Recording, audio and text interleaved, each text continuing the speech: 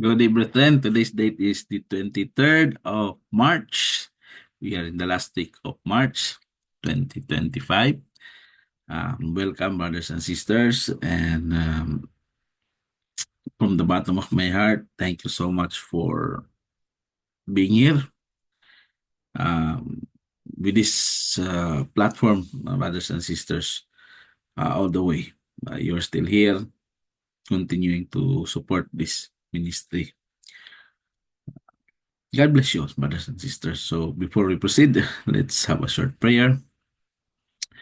Our Father in heaven, Lord God, thank you so much, Lord, for this day that again we are here, gathered together in your name to give you thanks, to praise you, Lord, to pray to you, Lord.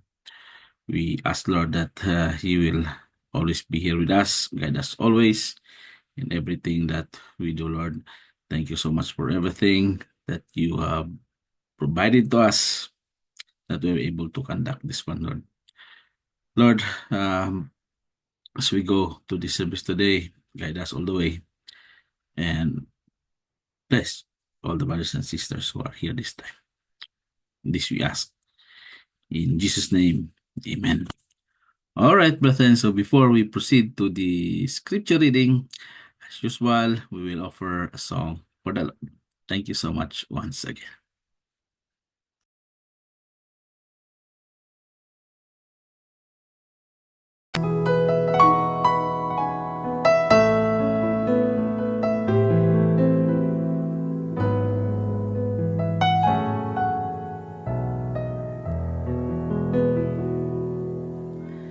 What a friend we have in Jesus. All our sins and griefs to bear.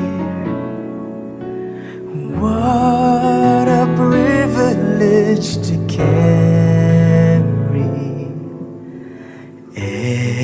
everything to God in prayer.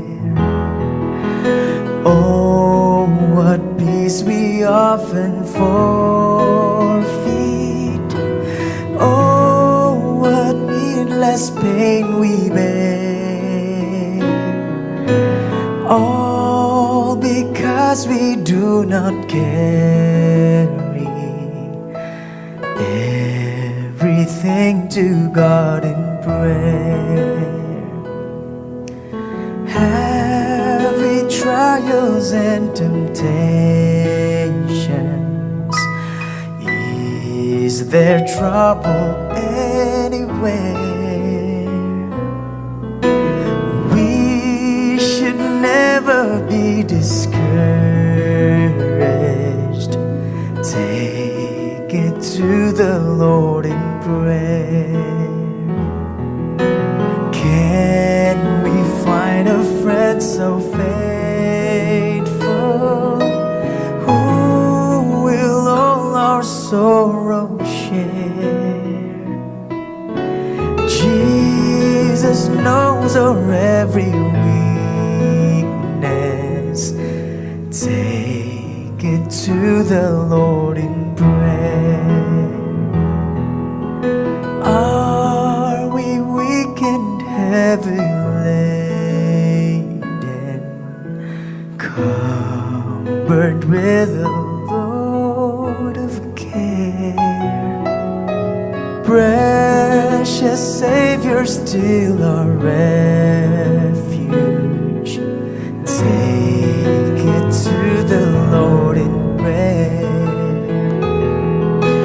Do your friends despise, forsake you? Take it to the Lord in prayer. In His arms He'll take and shield you. We will find a solace there, and you will find a solace there.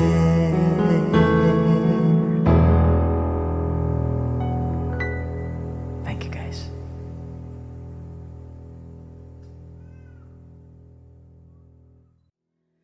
What a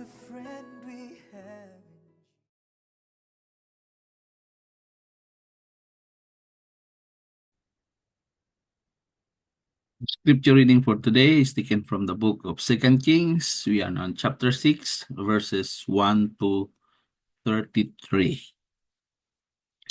The axe head recovered. 2 Kings chapter 6, verse 1. And the sons of the prophets said unto Elisha, Behold now, the place where we dwell with thee is too strait for us. Let us go, we pray thee, unto Jordan, and take thence every man a beam, and let us make us a place there where we may dwell. And he answered, Go ye.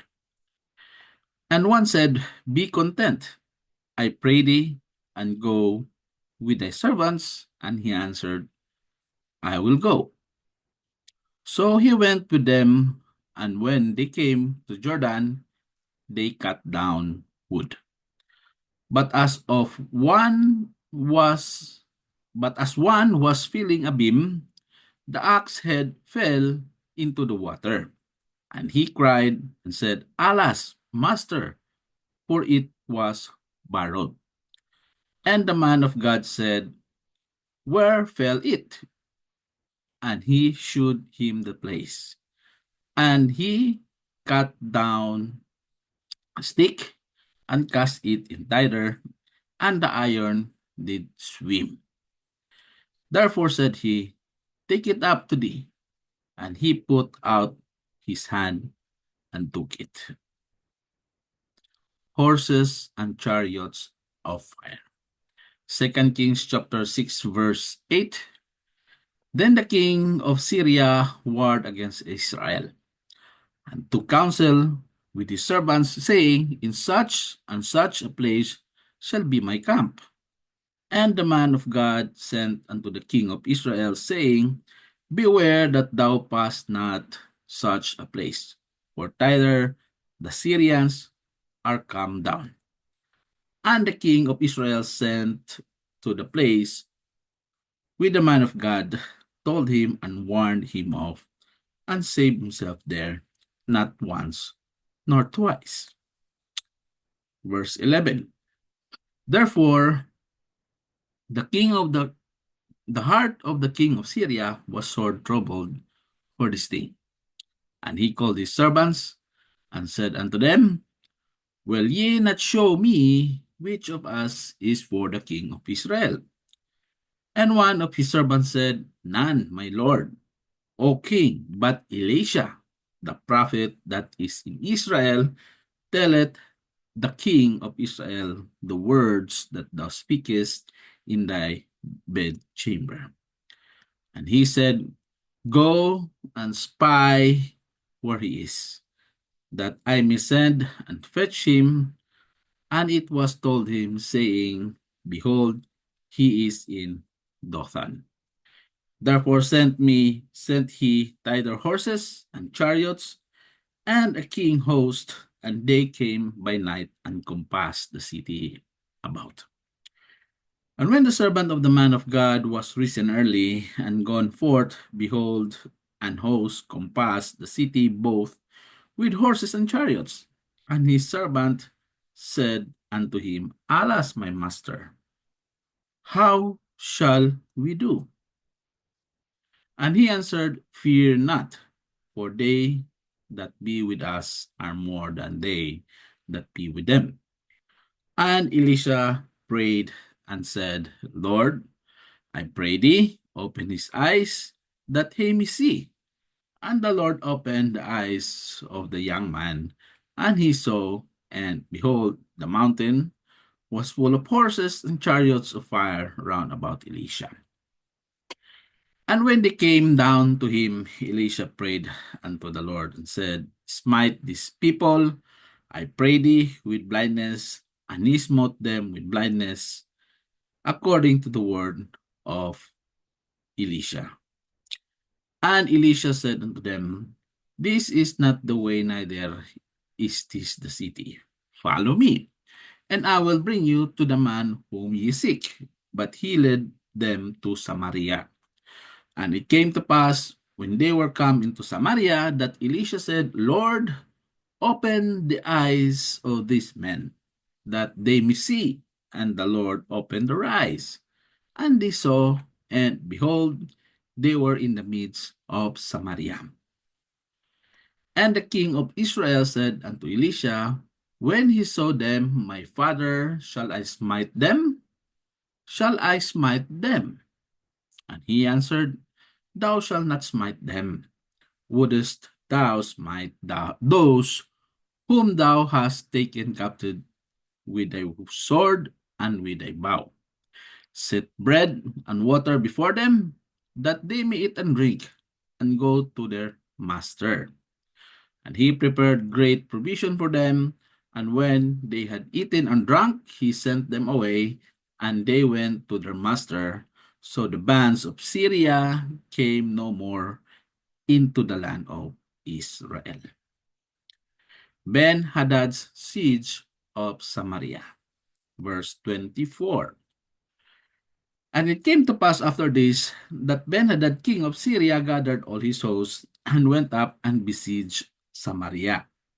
And there was a great famine in Samaria, and behold, they besieged it until an ass head was sold for 80 pieces of silver, and 4 part of a cab of doves dung for 5 pieces of silver. And as the king of Israel was passing by upon the wall, there cried a woman unto him, saying, help, my lord, O king. And he said, if the Lord do not help thee, whence shall I help thee? Out of the barn floor, or out of the winepress?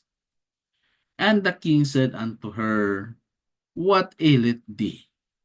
And she answered, this woman said unto me, give thy son, that we may eat him today, and we will eat my son tomorrow. So we boiled my son, and did eat them, and did eat him. And I said unto her on the next day, give thy son, that we may eat him. And she hath hid her son. And it came to pass, when the king heard the words of the woman, that he rent his clothes, and he passed by upon the wall, and the people looked, and behold, he had sackcloth within upon his flesh. Then he said, God, do so and more also to me, if the head of Elisha the son of Shaphat shall stand on him this day. But Elisha sat in his house, and the elders sat with him, and the king sent a man from before him. But ere the messenger came to him, he said to the elders, see ye how the son of a murderer had sent to take away mine head. Look, when the messenger cometh, shut the door, and hold him fast at the door. Is not the son of his master's feet behind him? Last verse. And while he yet talked with them, behold, the messenger came down unto him. And he said, behold, this evil is of the Lord. What should I wait for the Lord any longer? This is the word of the Lord. Thanks be to God.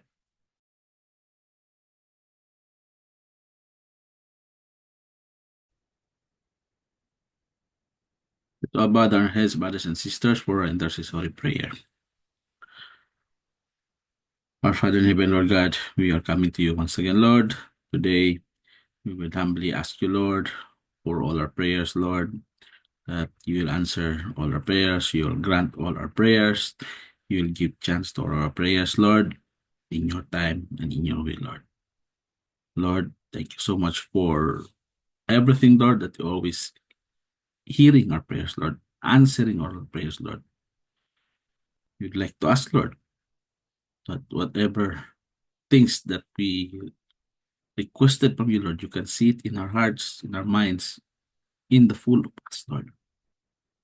We pray, Lord, that you will grant this one to us. Thank you so much, Lord, for always listening to all our prayers. Thank you so much, Lord, for always answering all our prayers, Lord.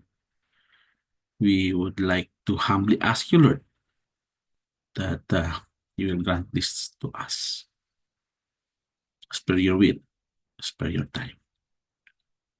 Lord, we will continue to pray for all the brothers and sisters wherever they are now in this part of this world. Continue to bless them. Give them always the things that they need. Keep them healthy, Lord. Those who are sick this time, heal them. Touch their bodies, Lord. Not only physically, but also mentally, Lord. Give peace to everyone, Lord. Lord, we'll pray for all the families of all brothers and sisters, including my family, that you'll always continue to protect all our families. Bless all our families. Give peace to all our families, Lord. Bring peace and harmony, Lord. Help us, Lord, to be with our families in a peaceful and in a happy family, Lord. We would like to pray for that, Lord. Especially in our health. We would like to ask help from you, Lord, that those who are sick this time, members of our family, heal them also as well, Lord. Lord, we have so many problems in our lives. Some of it we cannot bear. Help us, Lord. You're the only one. You're the only hope. Nobody else can help us, Lord. Help us in our jobs, security of our jobs, continuance of our jobs. And thank you so much, Lord, for all the grace that we receive, Lord. We'd like to pray, Lord, that in our jobs we face so many uncertainties, so many worries, so many stress, Lord, so many workloads. We pray, Lord, that you always be there to us, helping us always, blessing us always. Thank you so much, Lord, for everything. Thank you so much, Lord. Help us in everything that we do. Bless us always, Lord. Keep us safe always, Lord. Thank you so much, Lord, for everything that you have provided to us. Bless our church. Bless each and every one of us, all the brothers and sisters, the world, healing of the world. Help us, Lord. Those plans that we have, Lord, grant it to us, Lord, in your time and in your will. We claim it, Lord. We claim it. Because you're a great provider. Nobody else. This we ask in Jesus' name. Amen. All right, brethren, now we will proceed to the script, to the preaching for today, rather. So, thank you so much for always being here once again.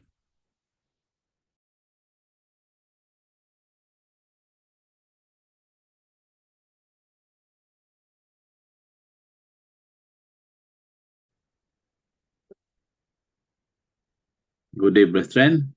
Now we're coming to our preaching for today.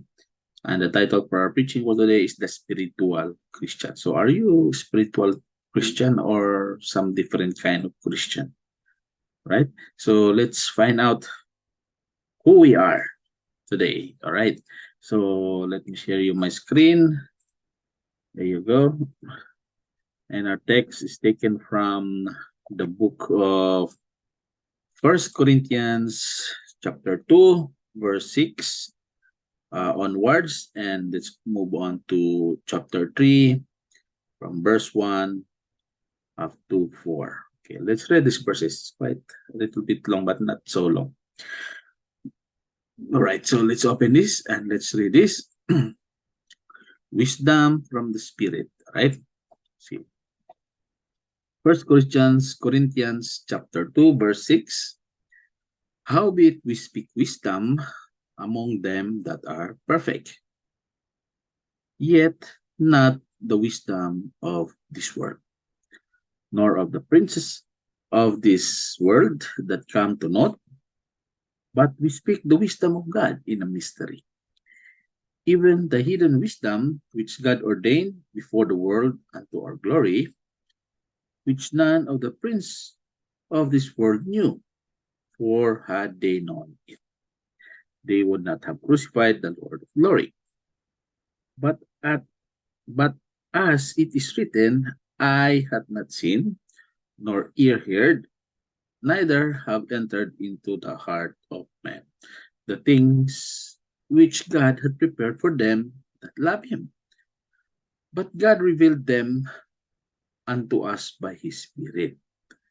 For the Spirit searcheth all things, yea, the deep things of God. It's very clear that the Spirit searcheth all things, the deep things of God.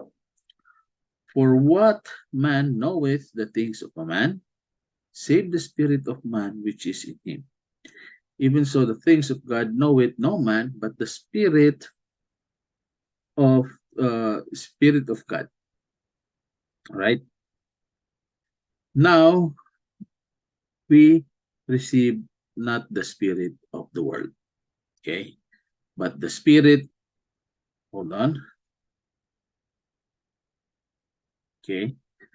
But now we have received not the spirit of the world, but the spirit which is of God, that we might know the things that are freely given to us. Which things also we speak, not in the words with man's wisdom teacheth, but which the Holy Ghost teacheth, comparing spiritual things with spiritual. So take note of this. The Holy Ghost teacheth, comparing spiritual things with spiritual. But the natural man receiveth not the things of the Spirit of God. Okay, natural man, take note of this. Natural man receiveth not the things of the Spirit of God, for they are foolishness unto him. Right? They are foolishness unto him. Neither can he know them because they are spiritually discerned. Okay. Corrupted, spiritually corrupted, discerned. But he that is spiritual judgeth all things, yet he himself is judged of no man. For who hath known the mind of the Lord, that he may instruct him? But we have the mind of Christ. In chapter 3, verse 1, and I, brethren, could not speak unto you as unto spiritual, but as unto carnal, even as unto babes in Christ. I have fed you with milk, and not with meat, for hitherto ye were not able to bear it, neither yet now are ye able. For ye are yet carnal. For whereas there is among you envying and strife and divisions, are ye not carnal and walk as men? For while one said, I am Paul, and another, I am of Apollos, are ye not carnal? So here you can see what Apostle Paul is writing here to the Corinthians. How is it to be spiritual, or how is it to be carnal? So let's dig this one out to find out what type of Christian are we. Are we carnal, or are we spiritual Christian? So before we move, let's have a short prayer. Let's bow down our heads. Our Father in heaven, Lord God, thank you so much, Lord, for today. And I pray, Lord, that you guide me to this preaching, Lord. Um, Use me, Lord, in delivering this message. And I pray, Lord, for all the brothers and sisters who can hear this one, that they be able to understand and get the meaning of this uh, verses, Lord. This we ask in Jesus' name, amen. Okay, so let's go back to this. Now, nowadays, many commentators use this passage of scripture to try to explain how a person can claim to be born again while living a life that disputes that claim. So this is how you to be born again. They are using this one, how to be born again. So this is how to be born again. But they are living lives opposite of these things. So that's the catch rate. No, so we are told that these people are carnal Christians. So it is written here. Paul called them carnal Christians. It's somewhere here. Um, he's telling carnal Christians. See, for ye at carnal, for ye are yet carnal. So they are carnal Christians. So Apostle Paul called them carnal Christians. Now see, the problem is that those we refer to as carnal Christians, okay, those we refer as carnal Christians are those people who are uninvolved. They are not involved or even affiliated to the church, okay, with any group of Christian believers, not affiliated to a church or any group of Christian believers. That's how we um, differentiate carnal Christians. But see, if you read these verses here, carnal Christians, Paul was writing here, where they were actively involved in the life and ministry of the Corinthian church, isn't it? So in these verses that we read, we have found out that Paul called them carnal Christians, but these people, these carnal Christians he's calling carnal Christians, are serving actively in the church. They are in the church, but they are called carnal Christians. But now, we are referring carnal Christians, those who are not affiliated to the church. Those are not members of group of godly believers. So, how is it? Now, here, I believe that from my position before God, we are either spiritual. When we say spiritual, we are saved. We are either spiritual or natural Christian. Okay, so we're either spiritual. When you say spiritual, you are saved. If you are natural, what are you? You are lost. Okay, you are lost Christian. Natural Christian, you are lost. Spiritual, you are saved. So when we say natural man, okay, natural man, when we say natural man, he is a man that is unrenewed. He is unrenewed and he is without spirit, lacking or without spirit, devoid. So that's it. He's unrenewed and he's lacking of spirit. Number one. And number two, what is a natural man? A natural man is he can be intelligent, okay? He can be intelligent, he can be moral, he can be religious also. A natural man. He can be intelligent, moral, and religious, but none of less dead in trespasses and sins.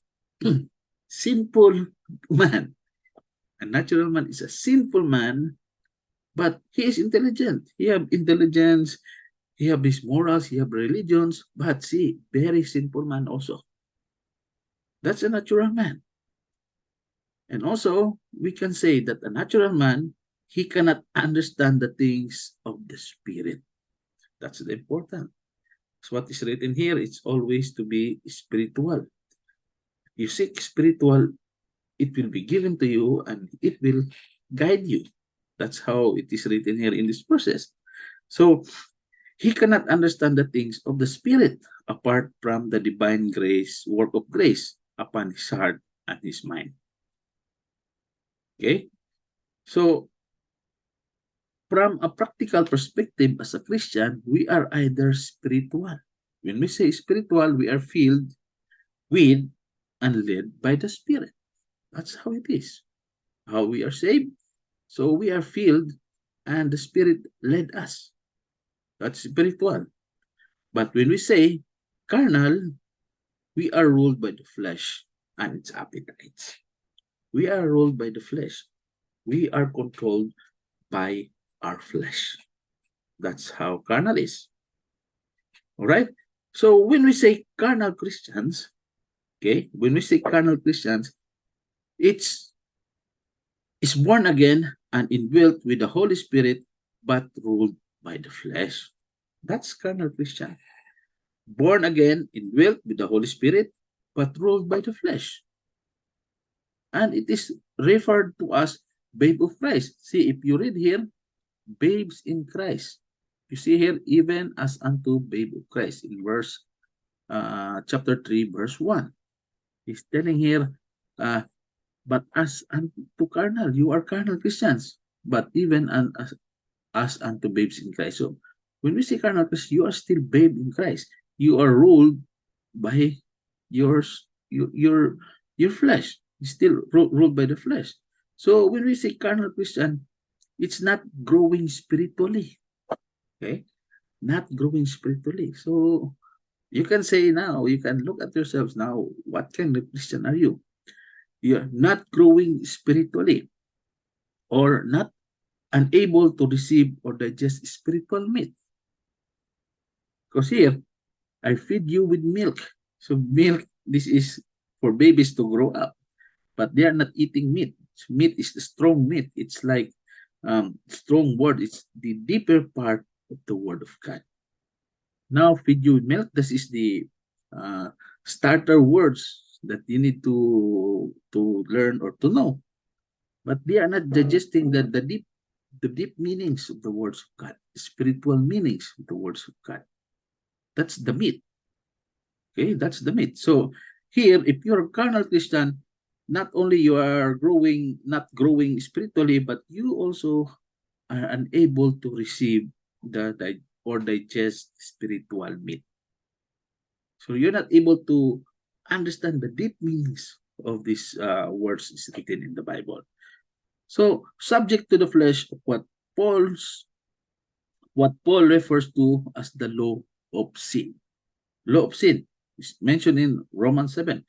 And you are unable to feed or care for himself.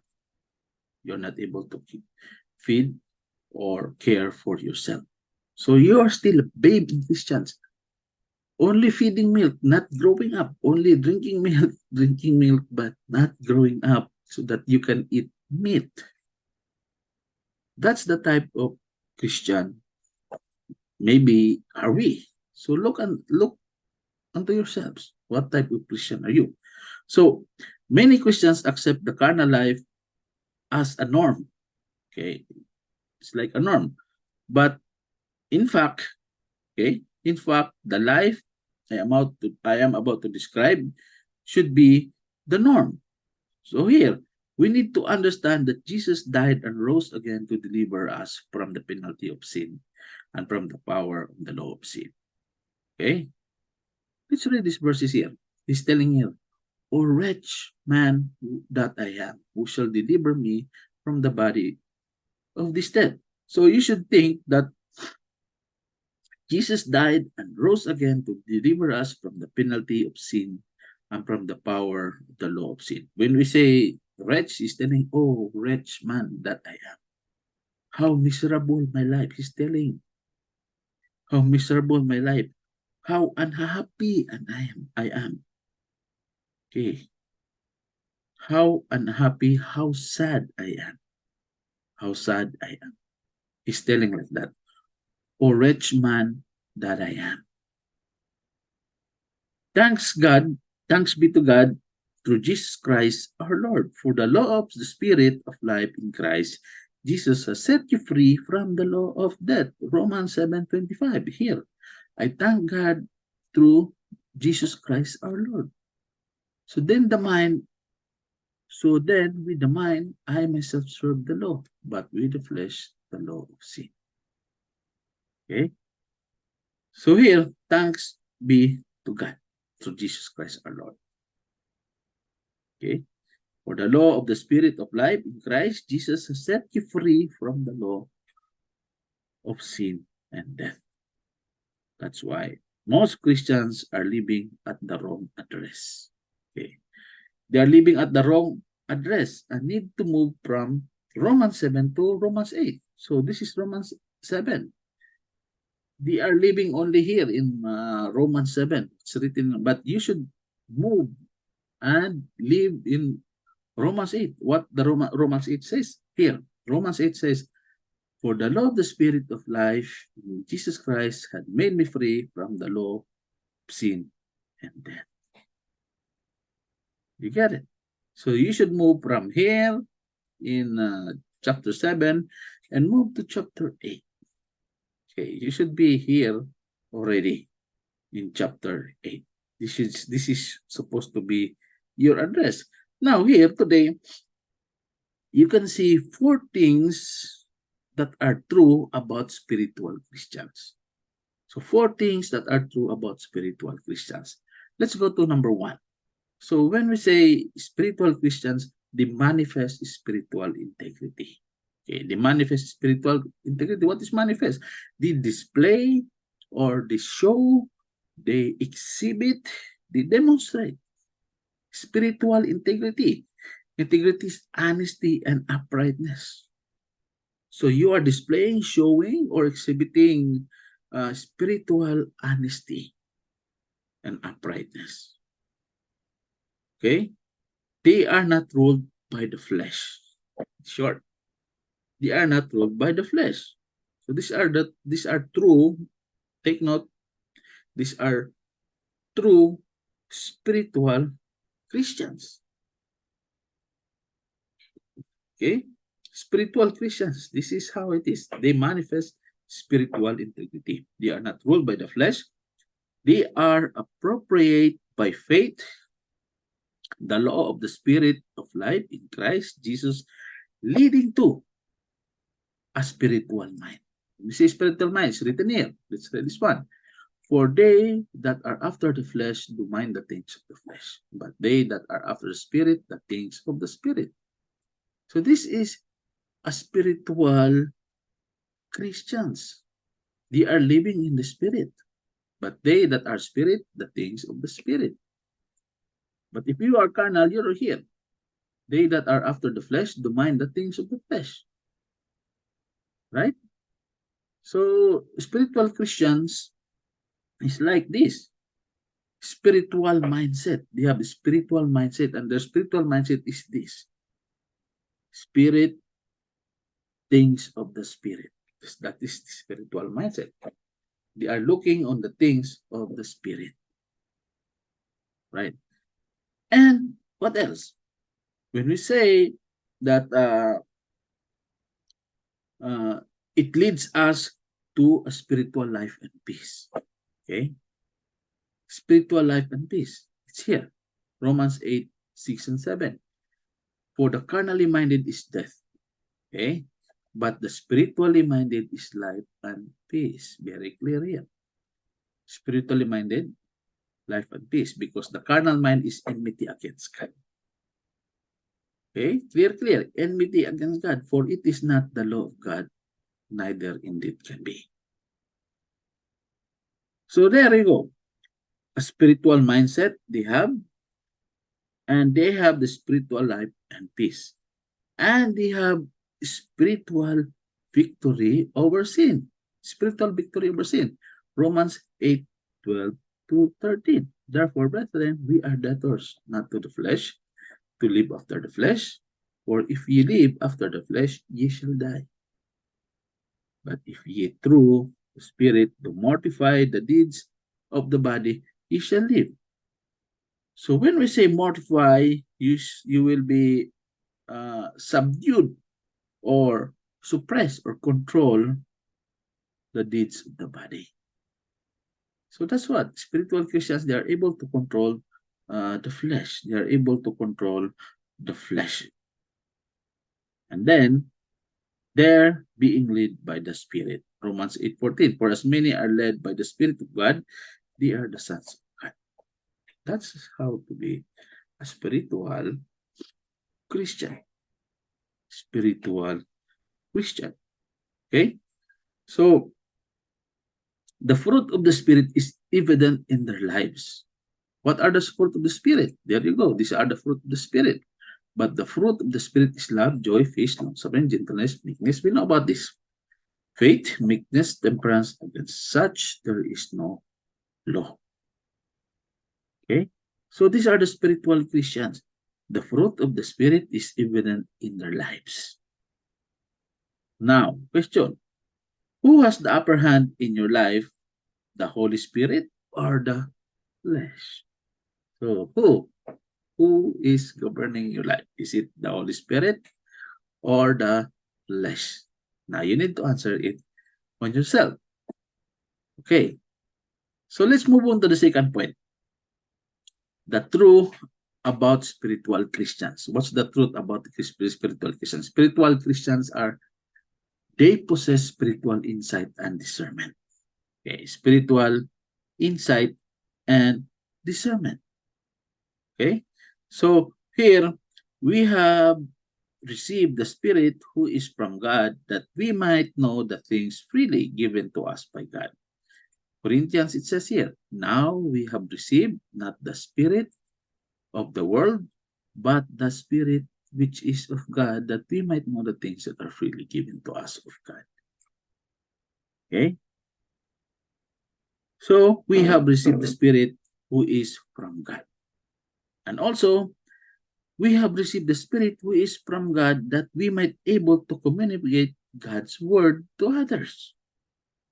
We might able to communicate God's to others. So here, which things also we speak, not in the words which one's wisdom teaches, but which the Holy Ghost teacheth, comparing spiritual things with spiritual. But the natural man receiveth not the things of the Spirit of God, for they are foolishness to him. Neither can he know them, because they are spiritually discerned. This is in our scripture today.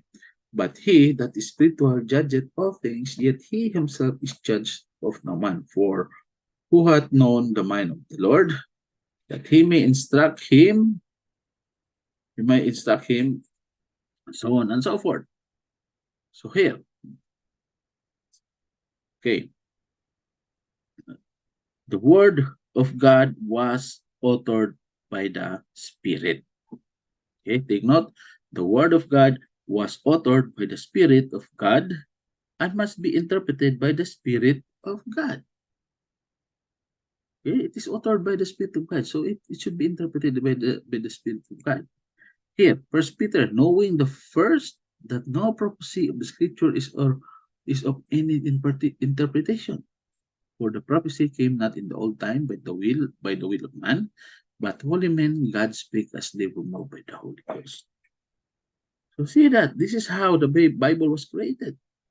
The holy men of God spake as they were moved by the Holy Ghost. So they are moved by the Holy Ghost. So the spiritual things should be interpreted spiritually, right? So here, the Word of God was authored by the Spirit of God and must be interpreted by the Spirit of God. And not only that, our attitude toward the inspired Word reveals whether we are any claim to being spiritual.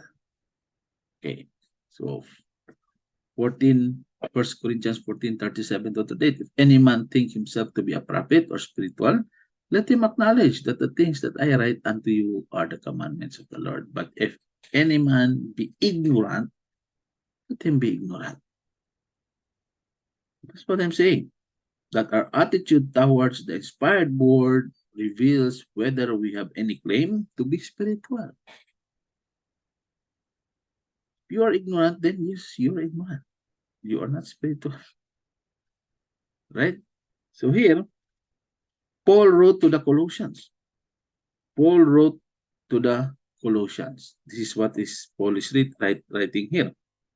He's telling, for this cause we also, since the day we heard of it, do not cease to pray for you and to desire that ye might be filled with the knowledge of his will, in all wisdom and spiritual understanding. Okay, spiritual understanding. So here, we should pray this prayer for ourselves and others. We should pray for this one. So the question is, do you study the Bible on your own? Or does the Holy Spirit help you? Of course, if you don't study the Bible, the Holy Spirit did not help you. You're not finding the Word of God, the meaning of those, what is written in the Bible, then the Holy Spirit cannot help you because you are not finding out, of course. So here, do you study the Bible on your own and does the Holy Spirit help you? That's the question there. Or are you enabled by the Holy Spirit to use your spiritual knowledge and wisdom in your conversation with others? Conversation with others, brothers and sisters. So are you seeking for the Word of God, the true meaning of the Word of God? I leave that question to you. Now let's go back to the third part of true about spiritual Christians. So true spiritual Christians are what? They will be spiritual intercessor. Spiritual intercessor. Okay. When we say intercessor, you are a mediator or moderator, or it's like a middleman, spiritual middleman, mediator, moderator. So we are to pray at all times in the Spirit. Ephesians 6:18. This is what is written there, praying always with all prayer and supplication in the Spirit, and watching thereunto with all perseverance and supplications for all saints. Ephesians 6:18. So, with all prayer and petition, pray all times in the Spirit. Let's continue reading here in 19. And for me, the utterance may be given unto me, that I may open my mouth boldly to make known the mystery of the gospel preached, for which I am ambassador in bonds, that therein I may speak boldly as I ought to speak. That's what I'm telling.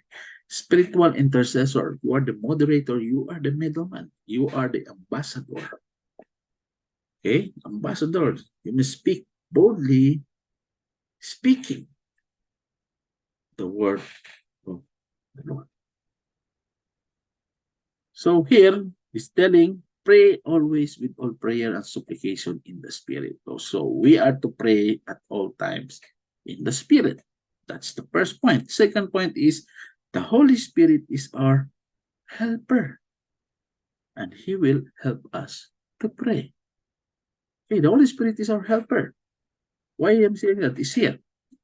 Romans 8:26-27. Likewise, the Spirit also helpeth our infirmities. Infirmities are really our weaknesses. For we know not what we should pray as we ought, but the Spirit itself maketh intercession for us with groanings which cannot be uttered. So Spirit, it's intercession, the middleman. So that's what I'm telling. The Holy Spirit is our helper. He will help us to pray.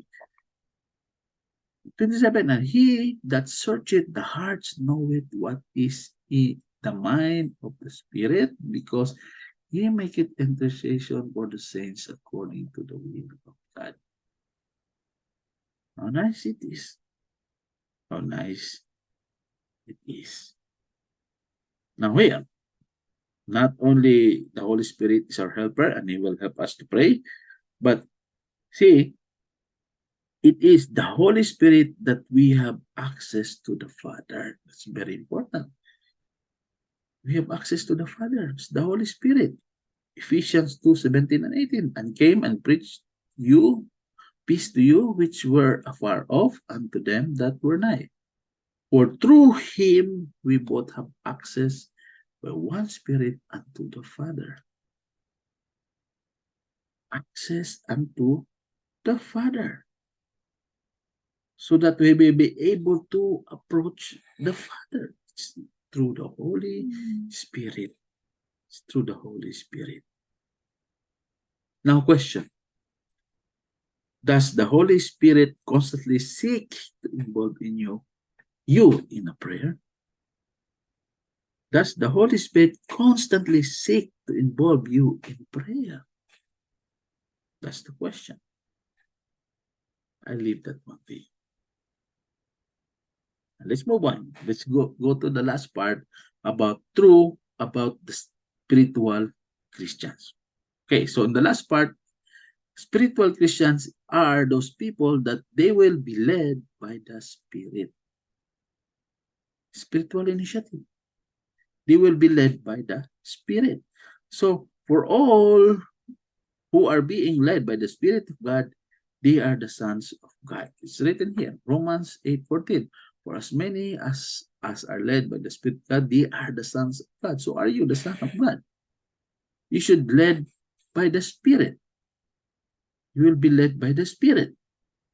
And here in 8:28 to 29, Jesus said, Then said Jesus unto them, When ye have lifted up the Son of Man, then shall ye know that I am he, and that I do nothing of myself, but as my Father hath taught me, I speak these things. And he that sent me is with me. The Father hath not left me alone. For I do always those things that please him. How nice it is. The Father is always with Jesus Christ. We have given the Holy Spirit. Now here, take note of this. Because we keep his commandments and do the things that are pleasing in his sight. Here, 1 John 3:21 to 22. Beloved, in our heart condemn us not, then have we confidence toward God, and whatsoever as we receive of him, because we keep his commandments and do those things that are pleasing in his sight. This is what we should do as spiritual Christians. It is written here. So a spiritual Christian is led by the Spirit and fits into God's plan and purpose, rather than inviting God to bless his or her plans and purpose. You should be led by the Spirit, brothers and sisters. Now, who is the initiator in your life? The Spirit of God or your old sinful nature? That's the question that I will leave again.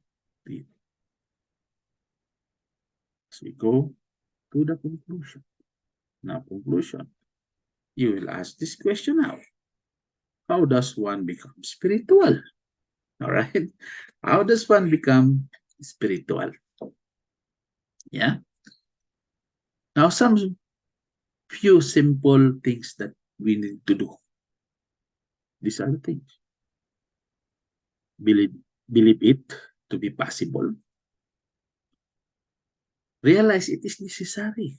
It needs to be. Realize that it is necessary. And be willing to be given up to the Spirit. Willing to be given up to the Spirit, yield fully to his claims. And last but not the least, ask to be filled. The Holy Spirit. Ask to be filled with the Holy Spirit. Now, brethren, may God awaken each of us deep yearning to be spiritual men and women. God bless you all.